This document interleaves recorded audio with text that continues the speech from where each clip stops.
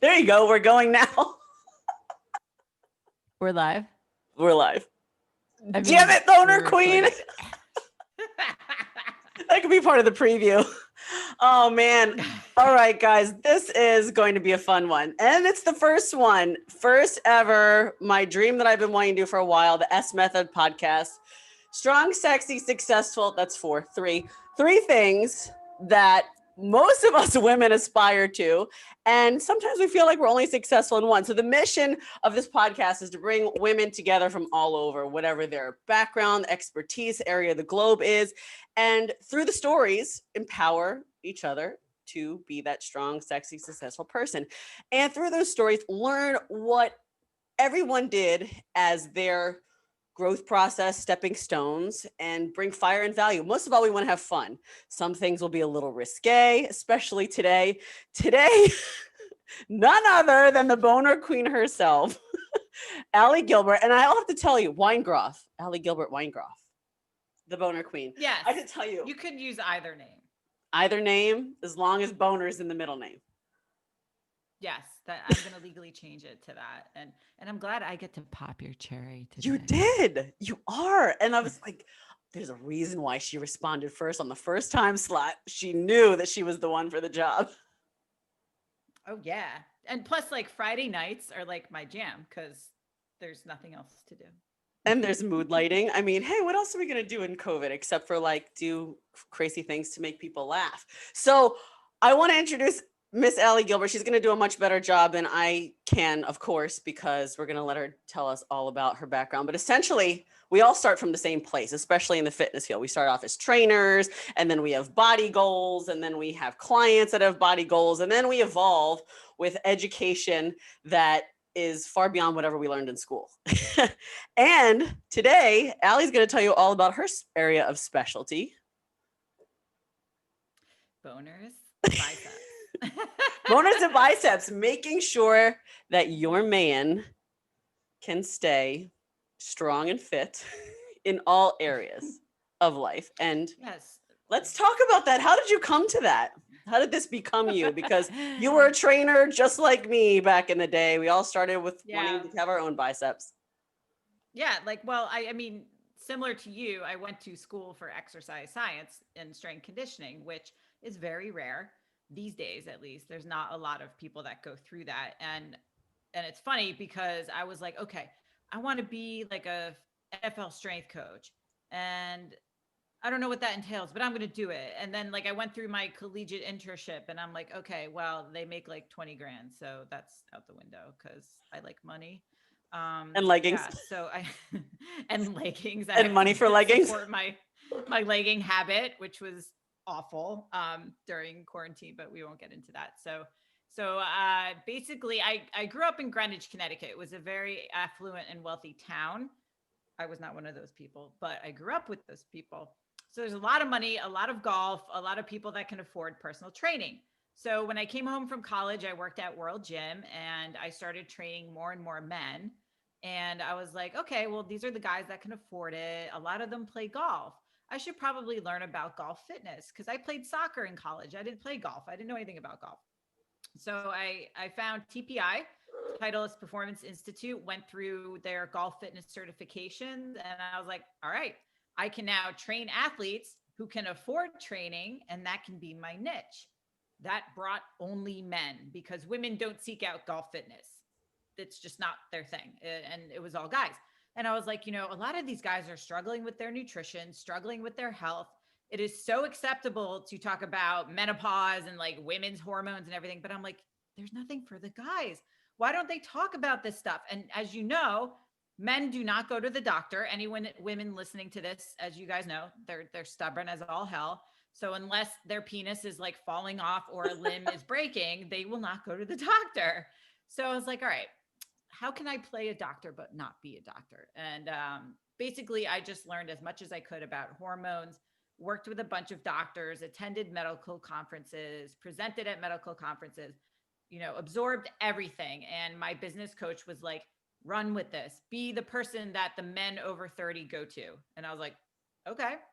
And I grew up with a single mom. So having daddy issues, it really aligned well with the whole profession. That I was like, oh, deal with men. I got it. I can do this. So basically that's how I got into that, was through golf fitness, which brought me guys. And guys will say they want to hit the ball farther, they want to be more mobile, blah, blah, blah. Everybody wants to look good naked. Like, come on. Yeah. You know, the conversation always surrounded that. So with the epidemic of low testosterone and guys not knowing anything about hormone replacement, neither do their medical professionals, I was like, all right, we have to take control of this. And because I am not the wife nagging them, I am not their mom pushing them, but I'm a female who's saying, hey, for you to have erection issues in your 30s is normal, was kind of like, oh, okay, maybe I should take care of this. And hence Boner Queen was born. That's really it. Oh my gosh, that is so awesome. That is so awesome. And you know what? I tried to decline the phone with the sleepy time and it still rang. So we roll with the punches here on Zoom. So I'm sitting here, and of course, for 2 days, I've been so excited about this, practicing and thinking, like, oh, I could be like a boner princess, like an apprentice, because it's so much easier to, like, you don't have to twist a guy's arm to want to look good to bang chicks, whether they're single or married or whatever the case is. Like, you don't have to convince them that this is important to them. It's like a primal human urge and need. So having this conversation with them and becoming basically a subject matter expert as a female about male parts.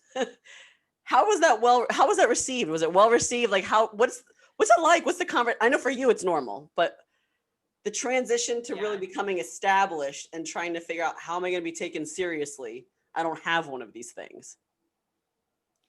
It's funny because people ask me, like, okay, how does this happen? Because there's a lot of male trainers who try to train, women in their 40s and who are going through menopause. And they try to train them the way they train themselves. And I'm talking about trainers in their 20s.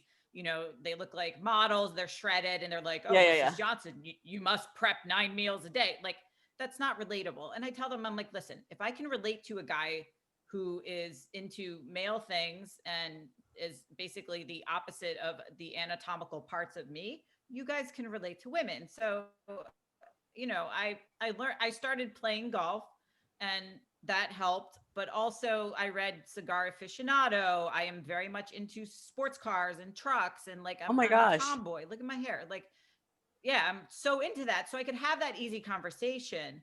And I think what they say is that I diffuse the awkwardness about it because I'm so open to talk about it. So it's not like, hi, I'm Allie, how's your boner? It's more like a conversation about, all right, what are your goals? The typical stuff we talk to people about initially. And then it gets into the health. And then I talk about, like, all right, have you been tested for hormones, any hormone issues? Have you had a vasectomy? Stuff like that, kind of pry and make them comfortable. And they start to open up. Obviously, it's not always on the first time. And it's more often than not the DMs, sliding in the DMs on the Instagram. They're like, I've had erection issues and I really don't know what to do. And it's affecting my sex life. Like, what should I do? And this is guys of all ages. And I feel like honored, I guess, that they trust me with this information. But I also feel for them because they have no one to talk to about it. Because again, they're not going to go to the doctor, or if they do go to the doctor, they get handed an antidepressant, whereas it's usually a hormonal issue.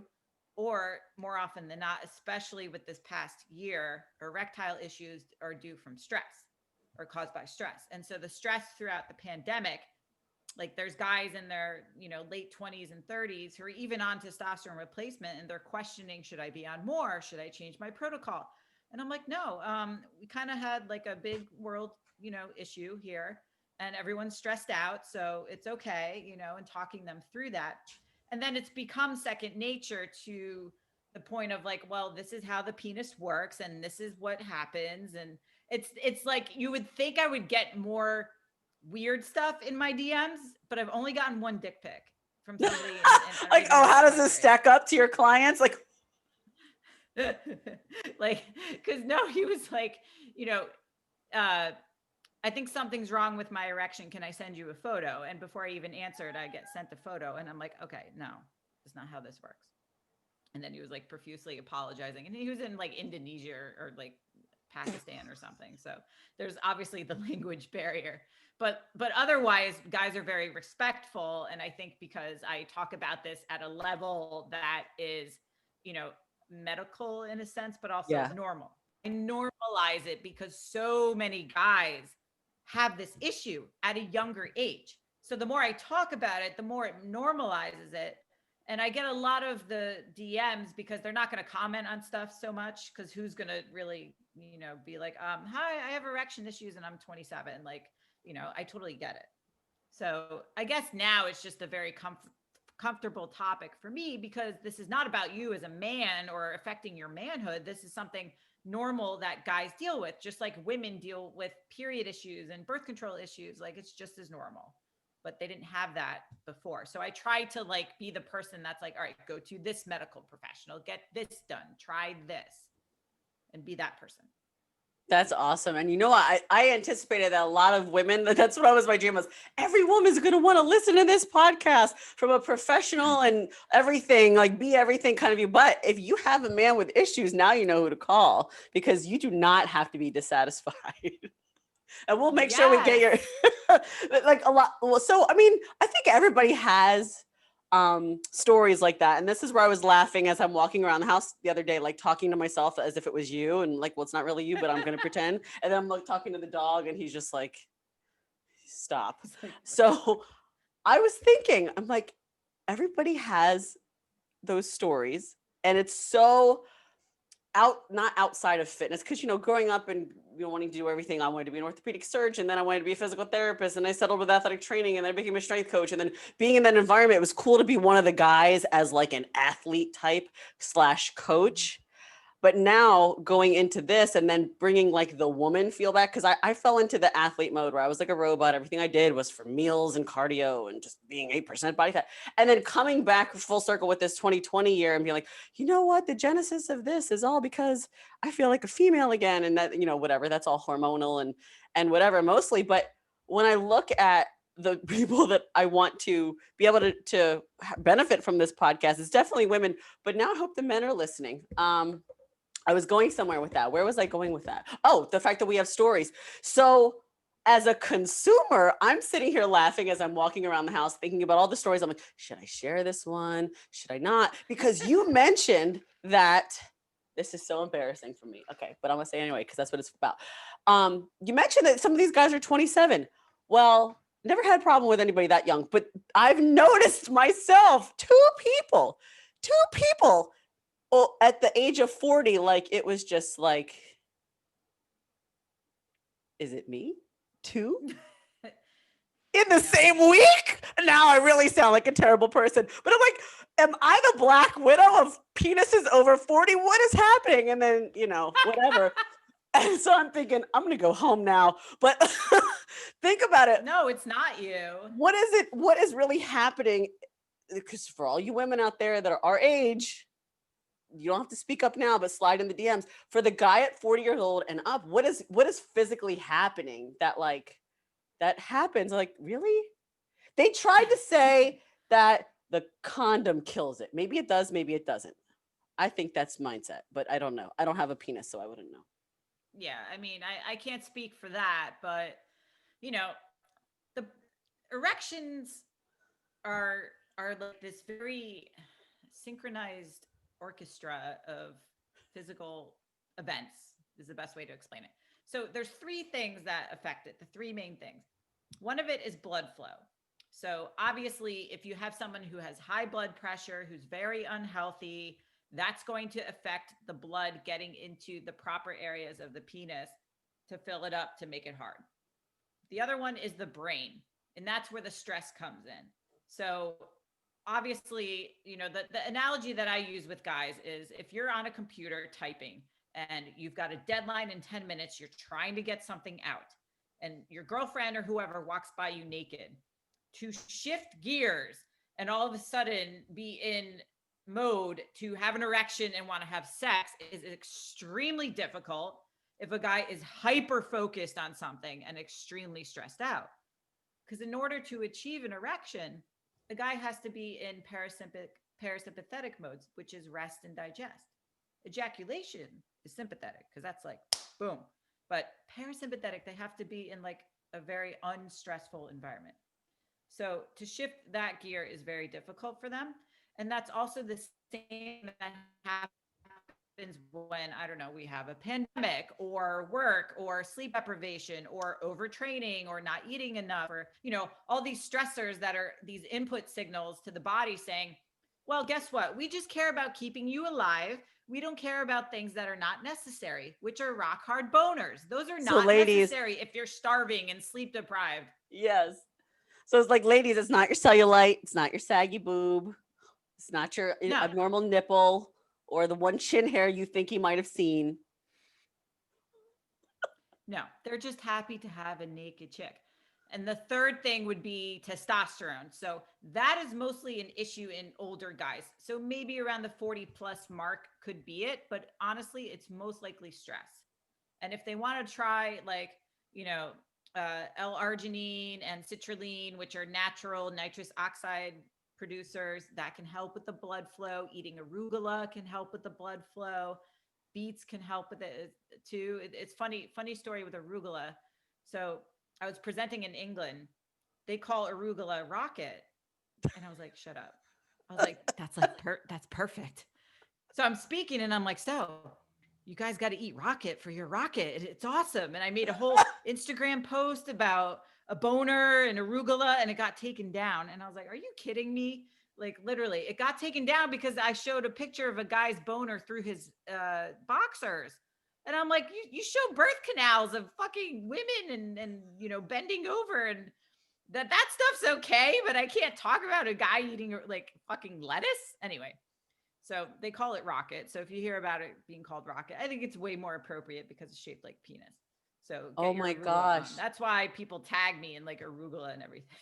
Oh my Somebody asked gosh. like, why do people eat all this lettuce and tag you in it? I'm like, it's good for boners. Oh my gosh. So what if you're a So yeah, female and you eat ladies, it's arugula? not you. And you said It's not beets, the and I'm same. having a Like you can flashback have, to my dad talking about beets. My dad loves beets. My dad is 78, and I'm like, oh my God, why is he eating beets? I mean, he should, because different yeah. vein and artery issues that he's had with his heart and things like that. So maybe he needs more oxygen. But I'm like, Dad, now I have this vision of my dad eating beets and my dad facilitating a boner at 78 years old eating beets. I hope my mom's not listening. I hope she is.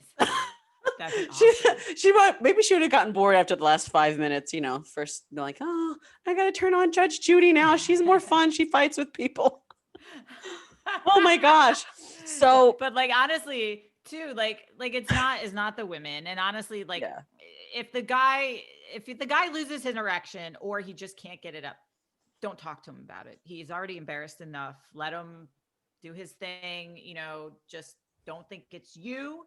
Don't get upset because he's likely in his head extremely embarrassed that he can't fulfill you and satisfy you and show that he's a guy.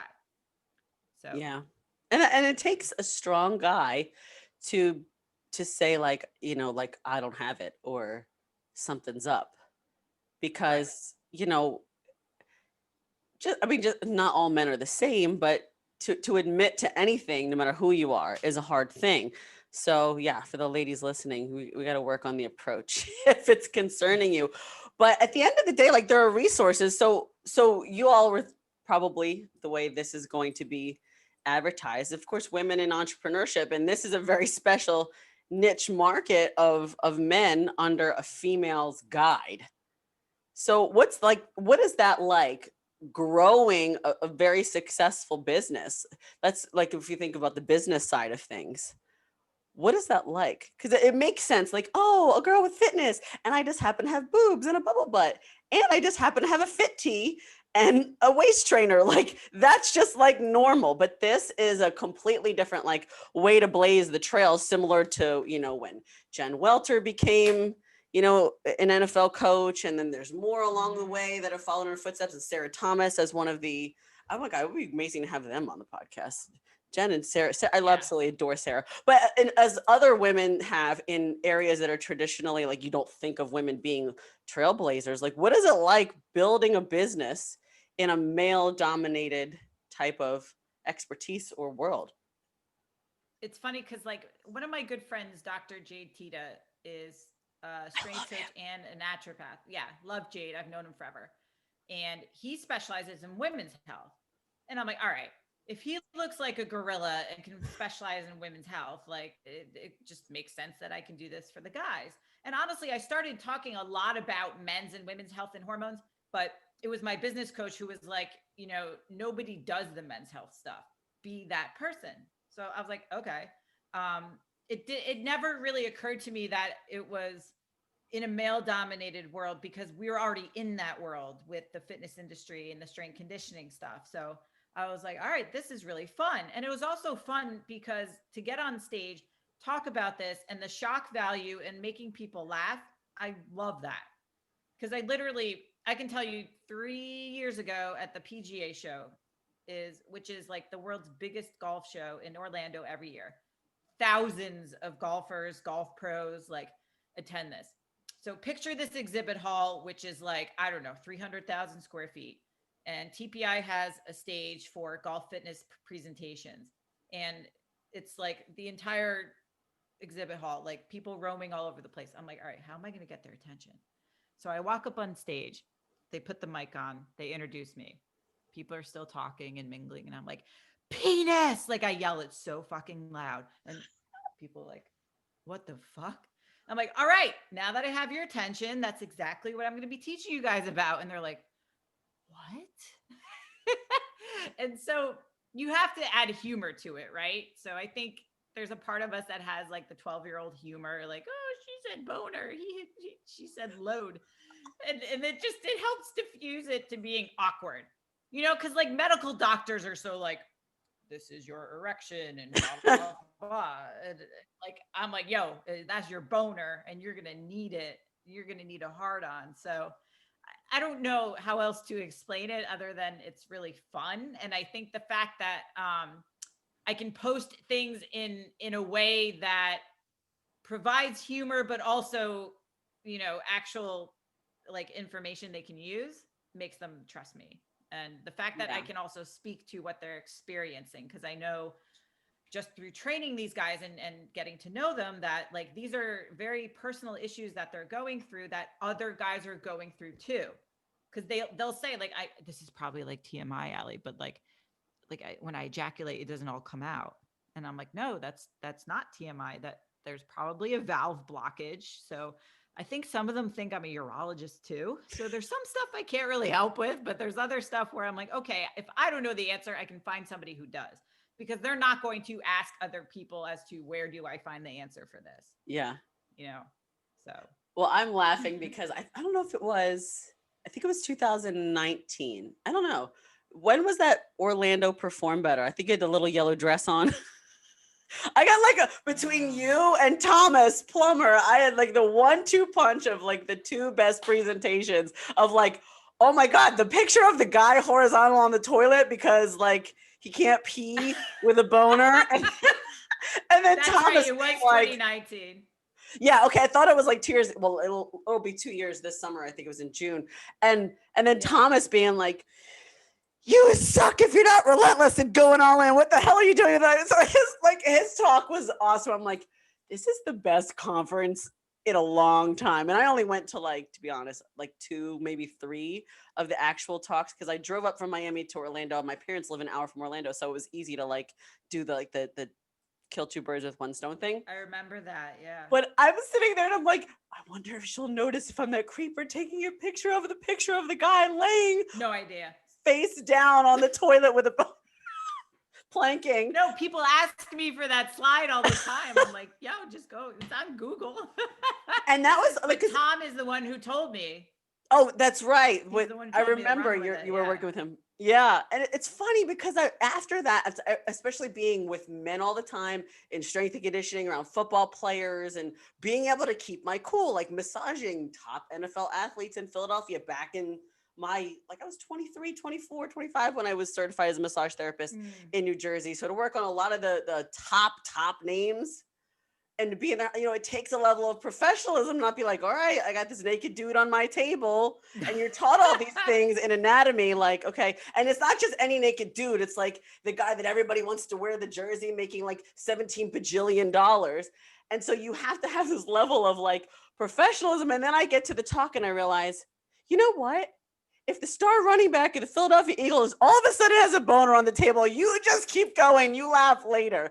And it never happened, in case anybody does the math and finds out that you know of. That I know of, right? Maybe it was face down. But it's one of those things that you grow up real fast.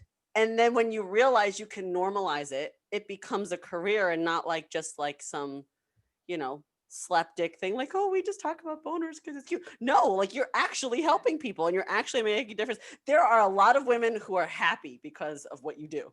They're much happier now than they were before you came into their lives. And the guys too. I appreciate that. Yeah. No, it does normalize it. Like my gynecologist is a guy, because I fired all the other ones because all they did was try to shove birth control up my ass. Like not literally, but and so he and I, whenever I see him, he's trained by one of the top hormone optimization people in the country. So we just talk about men's health stuff while he's like all up in there doing his thing, blah, blah, blah. And we're like, yeah, did you see what he was talking about? That like, it's so really weird. But to me, I'm like, okay, this is normal because he's doing this all day long. So it's the same as like when they go to the doctor, they get their prostate exam, like bend over, glove up, here we go. Like, some of them like it, some of them are a little bit weirded out. But like, again, if you talk about it like it's normal, then it just helps everybody, feel more comfortable. Like think about when we look on Instagram and someone's like, oh, I struggle with armpit sweat like really bad. And if like that's something I deal with, I'm like, oh wow, them too, cool. That's normal. Like reality TV. Oh, people are just like us. Like it just makes it that much more comfortable to deal with. Yeah, for sure. And it's funny because I remember, especially being 23 and even younger than that, when I was learning how to teach fitness, because there's like etiquette that you don't think about, but you don't realize it until you get in the trenches with people and you're like team teaching. You're like, he said that. Well, in Pilates, like and I had a lot of men in my class because it was just the morning routine. It was the 5, 6 a.m. crew. They were always the same and they all were men, except for about 3 awesome women. So my Pilates mat class was full of men with the same thing: weak core, tight back, tight hamstrings. And you had to teach them how to engage their pelvic floor. And I was like, you know what? F it. I'm just going to say it. I'm like, guys, just pull your balls up without using your hands. And I'm thinking, oh God, you're either going to get like raving fans because that cue really works, or you're going to get in trouble. Nothing happened. But I think when you normalize, like it's a body, it functions a certain way. And you carry yourself in a way. You said you were a tomboy, right? You grew up like as a tomboy. You love like rugged things. So it's normal for you. But can you imagine if some little hot, big, busty Insta whatever, like that you wouldn't necessarily take seriously, like, we're going to talk about boners today, like what, from OnlyFans? Like, so shout out to you from having like a really, really professional and just successful endeavor with all of this stuff that like most people are uncomfortable to talk about, which leads me to the next question. Having that background or that tendency to feel like tomboyish, because any one of us that lifts, and I had my hair like yours one time, everybody thinks that we're like gay, and there's nothing wrong with that because they automatically associate tomboy with not straight. I'm like, that's not true. You can be a deadlift diva at the same time. Like it sounds like an oxymoron. So when you think about like, when I created the whole concept for the podcast, I'm thinking strong, sexy, successful. Not everybody identifies with sexy in the same way, but what you're doing as a female, I think that that's sexy in a non-traditional way because you have this level of respect, but you're still a female that embraces that whole femininity. You're not falling into this stereotype like, well, she's into boners and big trucks and she cut her hair short. Like, you know what I mean? And I have plenty of gay friends. So this is not a knock, but this is to say like, no. Sexy is in what you make it. So what is your take on that whole thing? Because obviously you've been training hard and you're getting your abs, or you've always had abs, but showing your abs more. And like, what is your whole aura around strong, sexy, successful? We covered the successful part, but What else are you doing in those other areas? So I love this question because I don't think I've actually been asked that. So I actually had my hair cut in a pixie style 10 years ago, and then I grew it out, and I have hair ADD. So then I'm like, you know, I feel like I'm a little bit eccentric in the way that, like, I love like motorcycle jackets, hot pink, like shit like that. So I'm like, I'm gonna go back to a faux because it feels more me. And now I feel more like myself than I ever have with the long hair. I just can never do the long hair. I could never duplicate what they do in the salon. And I was like, oh, it just annoyed me. And I'm also hyper aware of, despite what it looks like now, it's my natural color, apparently. But I've been blonde most of my life. So I know what the perception is of somebody who is blonde and not completely ugly can be. So you have to hype up the intelligence factor. And back in the day, I'm talking back in the day, 2005, like the strength conditioning seminars, when I took the entire hammer strength team on with Jaeger bombs, and they called me the Jaeger bomb girl the next day, I was like, okay, I don't think I want to be known for this. So we got to clean up our act. So I didn't really party so hard after that in that way. So, you had to maintain composure, not hook up with certain people, not be known as that girl, because it's very easy when you're this little blonde running around, and everyone's like, back then it was like, all right, if there's 5 female strength coaches and then 3 of them are lesbians and you're one of the 2 straight people, it's great for the ego to walk around, but it's like walking around a bakery with a ton of donuts and I can't have any, because otherwise I'd be looked at as like very unprofessional. Not to say stuff like that didn't happen. I mean, duh, but like, you have to kind of rein it in. And I was like, all right, I have to, have the same type of presence on social media. If I'm going to be speaking for companies like Perform Better and medical conferences, I can't have like, my ass showing in certain posts and have to limit the amount of selfies, which has been very hard, admittedly. And, those types of things. So I think if I can exude the confidence factor in a way that is not arrogance, but also with humor, I think that's kind of what I like to portray.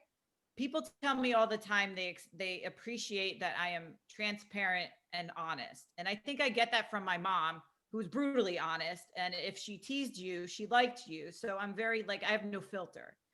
So I guess that's the best way to explain it, because if I dance around things, then I feel very uncomfortable if I'm not actually just saying the truth. And I know you're very similar. It's just like saying it and just get it out. Yeah. So I think that's why we get along too, because it's like, all right, we're not like touchy around certain subjects and we don't hold grudges. It's just like, okay, this is this and that's it. That's how it is. Yeah, for sure. And I think that's one thing I'm seeing more and more with, whether it's just the things that come to my feed, because, everything's like perfectly curated to give you things based on what you search or what you talk about. So who knows if it's like in my microcosm of what's like in front of me, or if it really is like a world movement. But this whole thing with like women empowerment and loving you for who you are and just living in that skin, whether you're a tomboy, whether you're a girly girl, whether you like to do your hair, whether you don't like to do your hair, whatever you like to wear, whether you wear all black or like me today with my neon yellow leggings, like it doesn't seem to be a stereotype anymore. And more people are pushing like, just screw it, be you. And I feel like I'm seeing that more on social media, which is great. It's just funny because when I just started being like, F it, I'm tired about thinking of content. I don't want to try to guess if people want to know what a carbohydrate is today. Like no. And then I just switched gears and took a left turn. And then I got totally like through the phone, verbally slapped upside the head. Nobody knows what you do because you don't talk about it. So like listening to, and I guess this is part of the whole thing about developing your own sense of self-confidence. There is no formula. On this side, you're like, well, everybody has to know, like, and trust you. So show your dog and pictures of you kissing kittens. And on this side, it's like, no, you need to talk about your accomplishments and your degrees. And it's like, then there's the expectation of, well, you're a fitness person. You got to make sure you teach people how to squat in your post. And it's like, the more I study other people and see this eclectic, choreographed sort of layout of things, I feel like people are coming into their own with that exact same sentiment. It's just like, be you, who cares what anybody thinks? And, you know, the universe will bring what you're supposed to have. And it's been interesting because I feel like social media has kind of taken that turn. I used to follow, God, I had to unfollow all of them because it was driving me crazy. You know, anybody that used the term side booty in a workout video, I just had to like hit the unfollow. I'm like, it's a glute medius, thanks. It's not a side booty. There's no under booty. There's just one big ass muscle that makes the shape. So, but you know, it's the battleground, and for intellectuals like us, I say that intellectuals, not to be like cocky, but like, we're technical people. I can't. I sometimes it's so hard to dumb it down to be like, well, this is your side booty. This is your hip dip. I'm like, what the hell is a hip dip? I've studied anatomy since like 1996. What the hell's a hip dip? So I'm like literally Googling things that I think. I was like, huh? I heard that and I was like, what? Like, yeah, and there's so much garbage out there. And the thing is too, all right, could we be like half naked and do that for likes? Absolutely. But that doesn't Do OnlyFans. people. Yeah. OnlyFans, I'm sure, make a ton of money. Great. That is great.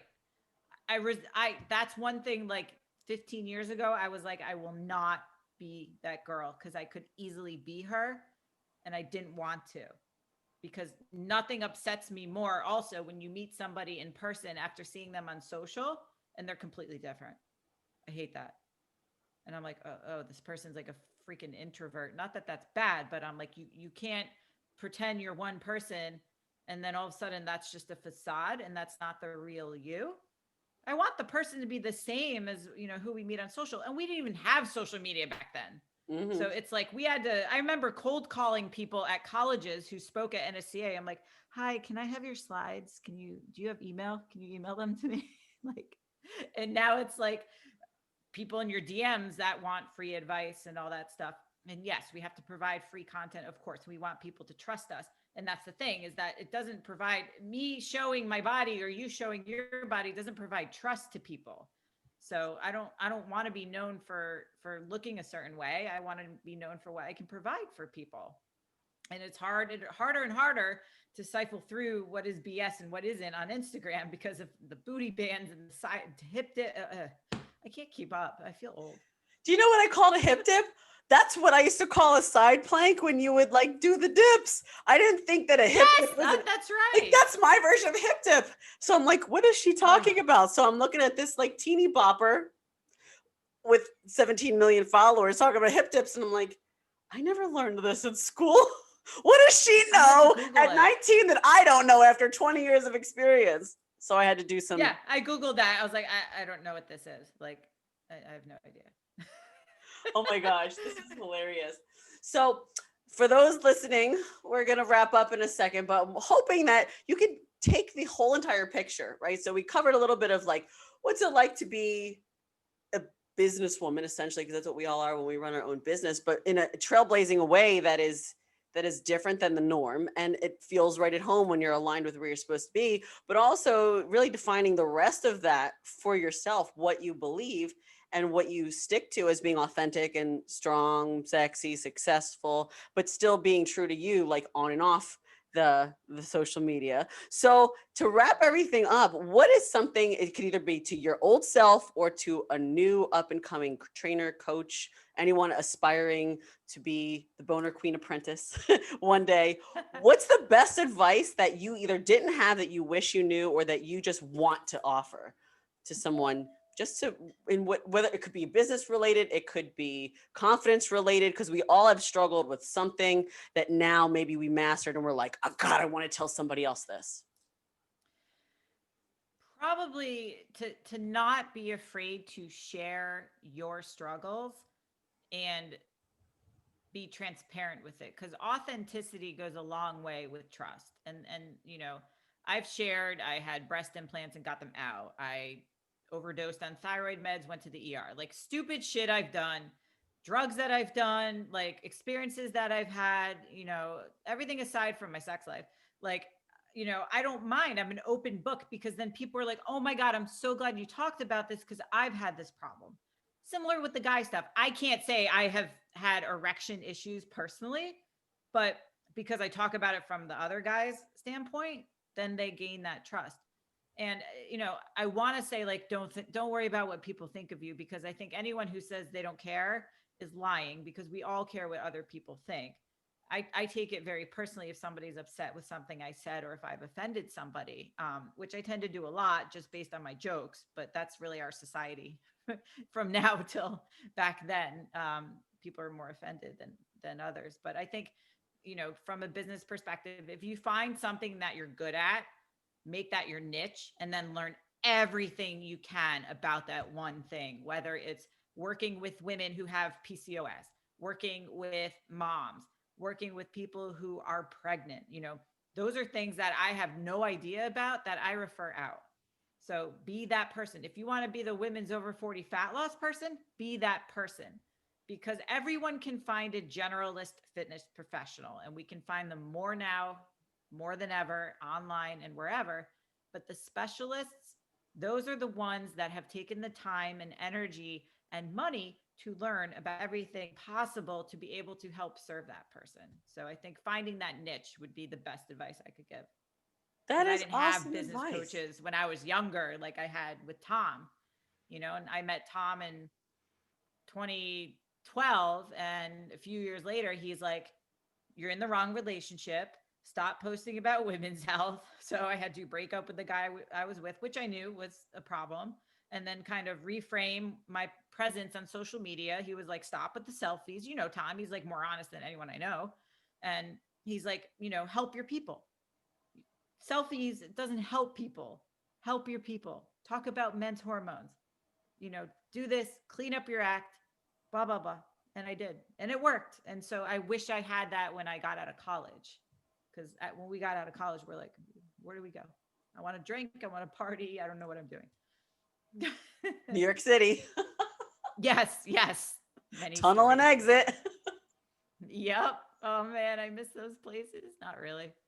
Oh my Like, goodness. what Well, time I is just it heard now? It's Tavern on the like, Green closed, so that was sad. yeah, I know. So many places have closed, but it's like, it's not even 6 p.m. And we would probably be like at the mall getting an outfit for the night. We wouldn't even go out till 11 or 12. Like, I don't know how we did that. I don't know either. And I remember coming home from college, getting ready, and it was like on a Thanksgiving break or something. I was like, "Where are you going?" I'm like, "Out." She's like, "It's 10:30." I'm like, "This is normal." Now I'm like, Yeah. 8 o'clock rolls around. I'm like, "Oh man, I forgot to throw the laundry in," and that's like the worst thing ever, because all I want to do is sleep and unwind Yes. with, like, I don't know even know what. I don't even. Need to make the time to read more, but like I just have all these like old lady goals now, and I don't even care that I'm not fun. I I'm know. fun in my own way. I know. And I thought I would never be that person. I'm No. going to go clubbing till I'm like 50. Yeah. Okay. That really worked out. I know. I remember when I was 23, I was like, I want to own a nightclub. I want to be in the DJ booth too. And now I'm like, oh my God, I can't even be like 7 feet, times a bajillion. And well, that doesn't even make any sense. Let's just say 7 miles away. Can't believe I realized my brain was going this way and my voice was going like, no, that didn't work. Cut, rewind. Yeah, no, I can't really even be within, a I mile of know. that without wanting to like run away. And I think part of that is living on Miami Beach. It's like when I start seeing people, like, not so much now with COVID because all that stuff is shut down, but like before, like walking the I dog. thought Oh, your great. nightclubs were open. Aren't the nightclubs open down there? There's like some restaurants and bars, and we have a curfew, but they'll push Yeah. the envelope. They might stay open until they get shut down, even if there's a curfew. It's not going to be the same as before. But No, that's okay. And that's okay, because we don't need to be yeah, in we that. need to keep the germs. We, Well, we, I keep we, telling people, stay out of Florida, people. Go back to where you came from. Stop bringing your COVID here. We were saying that probably about 6 months ago, and it was like a big Florida joke. Like, what are you people doing bringing your COVID down here? But that's a whole nother topic for another day. How could everybody Yeah. get in touch with you or get to know you better? What's your preference that they use? Slide in the DMs. On Instagram at Yes, you can find me at the Allie Gilbert. And I don't know why it bothers me to be the Allie Gilbert, but Ali G is a person who is already whatchamacall, patented, Borat or Oh. whoever. So anything Ali G was already taken. And I'm like, I want my name. So the Ali Gilbert is what I had to deal with. So you can find me there. That's where I post most of my content is on Instagram. I'm also on Facebook. I may or may not get your message because you know how they like half show up sometimes. So Instagram. And then my website is ali-gilbert.com. We live on Instagram, and sometimes we have Instagram funny meme wars in the stories. So pay attention, everybody. Start to like, share, follow, and see how it goes. I want to thank you so much for popping the podcast, Cherry. We hope you all had fun. And of course, comment, like, and share, and let us know if you have any suggestions for people that you would love to hear be crazy with us on the podcast. In fact, I had an actual thought yesterday that my friend Paula, she doesn't know this yet. I mean, she knows that I'm going to bring her on, but she is a sex therapist with couples therapy. And I just think that the sex therapist and the couples psychological piece, and then the physiology piece, and me, the boner princess apprentice, like this could be a fun little 3-way podcast. So we may have to figure that out in the near future.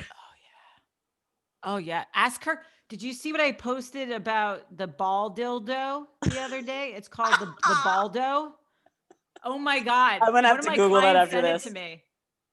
If you're listening in the car, don't pull over and look up ball dildo. Do that when you get to your destination. You have to watch the YouTube video. It is hilarious. It's like a South Park thing and the guy's dick comes to life. But I'm like thinking, who the hell wants to have sex with balls? I don't understand. And if you're on testosterone, your balls shrink a little bit. So it's like, do they have the TRT size? Like, does it come in different size? I don't know. I have so many questions. Oh my gosh. Anyway, we'll have to have a part 2 because she's the one who, when I sent you that picture of the crocheted penis, when we were at this, she normalizes it too, right? We were at this Epic Talks. It's a networking event here in Miami. Melissa, who started it, I'm trying to bring her on the podcast too, now that you paved the way. And Paola was there with her crocheted penis and balls and her stuffed animal vagina, and we were talking all about making this normal and the medical factoids about relationships and the psychology and all of that about normal function. So that could be a really fun one with the 3 of us. I'll play Oprah. You guys could be the geniuses. There's stuffed penises in our bed. Charlie hates it. They're hilarious. They're like competition. They're body pillows. Yeah, they're body pillows, so they're like 4 feet long, and I'm like, yo. Intimidation factor. He'll get over it. Oh my gosh. Well, it was so awesome having you. Thank you so much for being the first to blaze the trail of the podcast. We'll have to do a part 2, and please make sure you check her out. Lots of information, but on a serious note, it is all scientifically based. We just have fun because, you know, it's Friday night with COVID. We don't really have lives. So we make our professions fun. So check it out, learn some cool things about men's health, refer your men if they're having issues, and we will see you on the next episode.